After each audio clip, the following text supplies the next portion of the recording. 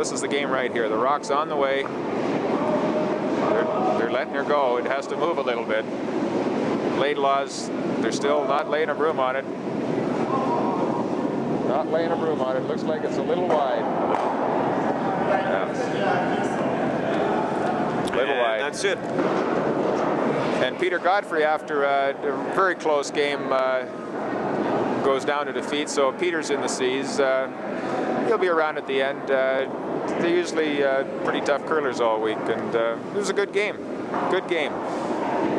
Now we're going to move to sheet 4. And on sheet 4 here, we have 2 more Nelson rinks. The Labatts Rink with Lee Bruce Fulton. Bruce is a Vancouver boy, comes to Nelson quite a bit. The second is Ken Mctyre of Labatts. Third, Bryan Russell of Nelson, and skip Wayne Farenholtz. And they're curling the Brad Purlston Rink, also of Nelson. The lead, Paul Anatouskin. Second, Roy Johnson. Third, Jack Miller. And of course, Brad Purlston is the skip. And right now, the Purlston Rink is laying 1, possibly 2. And they're trying to get rid of the Labatt stone, and rock comes down, and he's going to miss it and just nudge him in, which still leaves Purlston lying 1. Once again, in this one, there's a lot of, as they call it, garbage outside that house. There are 3 red stones in the house, but that 1 blue counter is keeping Purlston to only lying 1 at this time, and looks like we're down to skip rocks in this first end. Interesting story. We had Bruce Fulton on the show last night, and he was saying they did a shuffling yesterday. Bryan Russell was usually the lead, and they put him at third. So it seemed to shake him up a little bit, and they did win the first game.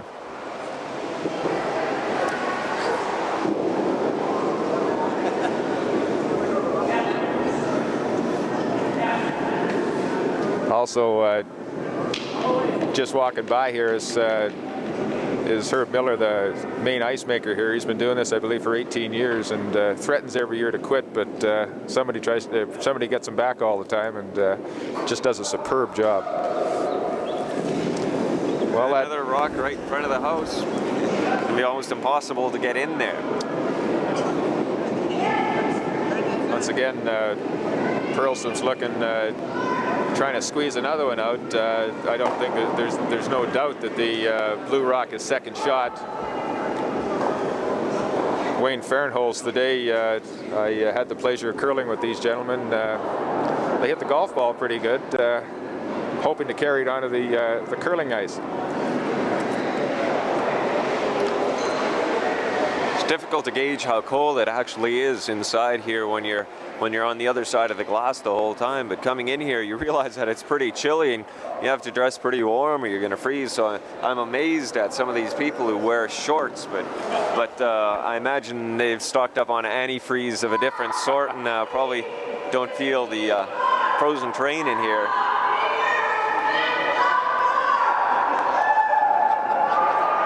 Now, I thought I'd seen everything in the Midsummer Bonspiel, but we now have cheerleaders, so that's an interesting. Okay, Purlston's rock, he's coming down. He seems to again want to get that blue rock out of there, because if he does, he could be laying 4. And again, he's going to nudge his other rock to the back of the house.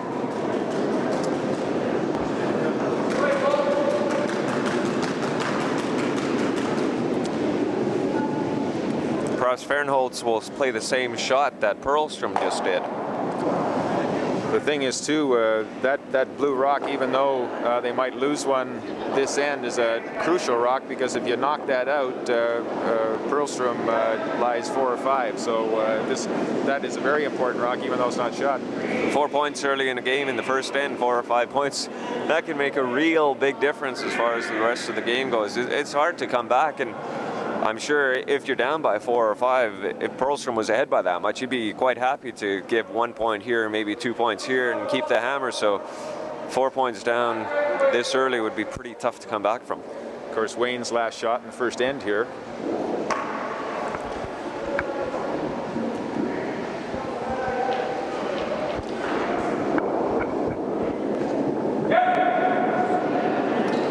back to the costumes for a minute here.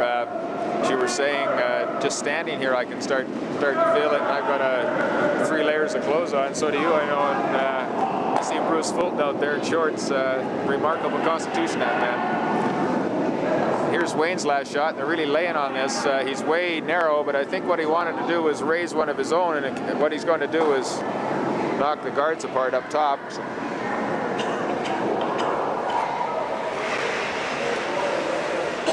We've got another guard up front, and that's about the last thing we need. Makes a congested situation even more. It looks like he's going to try to raise his red stone up here on the right, the 12-foot, back just a little bit to maybe try to get another one.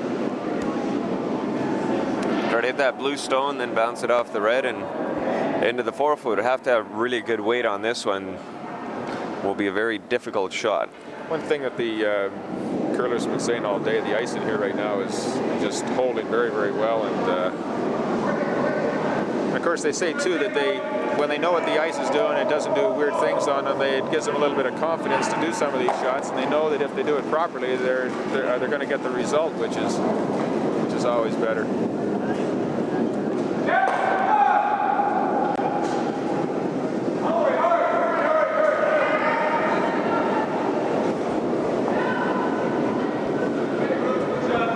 Once again, that looks like what he's going to do. They're starting.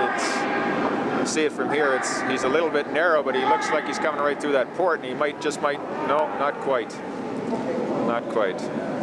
Matter of inches. So on the first end, Purlston takes one and leads the Labatts Rink up 1 going into the second. There's potential there for a big end for Purlston. There's a chance before, but Farenholtz had that 1 rock in the 8-foot and kept Purlston to only 1 point. Actually, you know, with that many rocks in the house and out front, you're basically playing with fire. One wrong move there, and it could have been a huge end for somebody. So they were lucky that just 1 stone was marked there.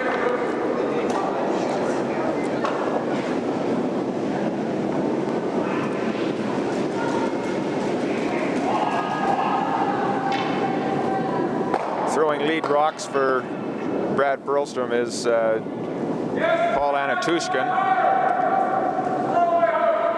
Paul's a teacher locally here. And there it goes, and they're on that right away.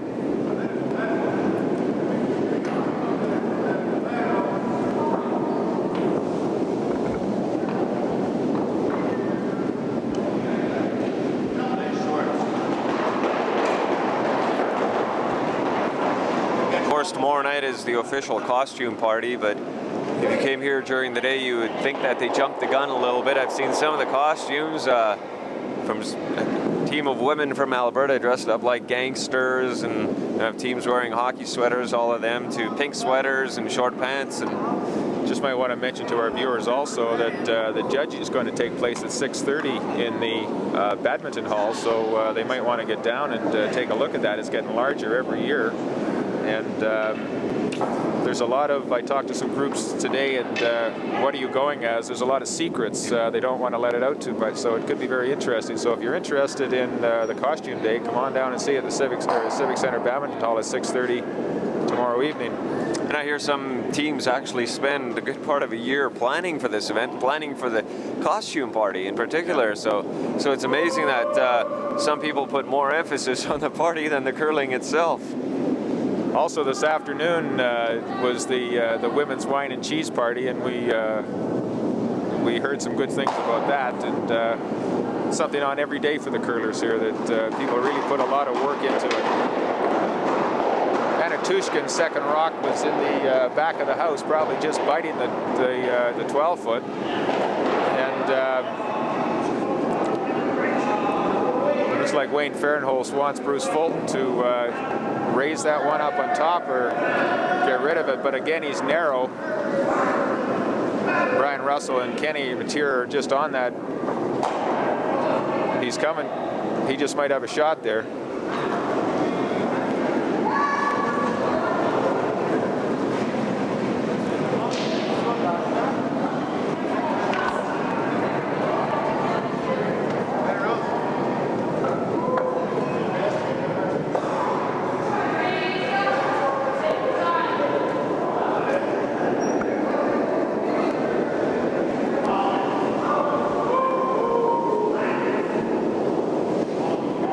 Mika, we only have time here to cover Roy Johnson's shot. Unfortunately, we've ran out of time tonight, and but on your radio program tomorrow, I'm sure you'll tell our viewers how this ended out. And most certainly, Kootenay Broadcasting System, by all means, will have all the local results that you'd ever want to hear from the Nelson Midsummer Bonspiel.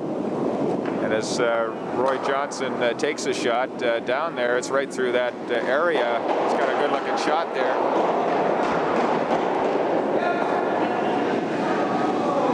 Well, that wraps up our coverage tonight. We've run out of time.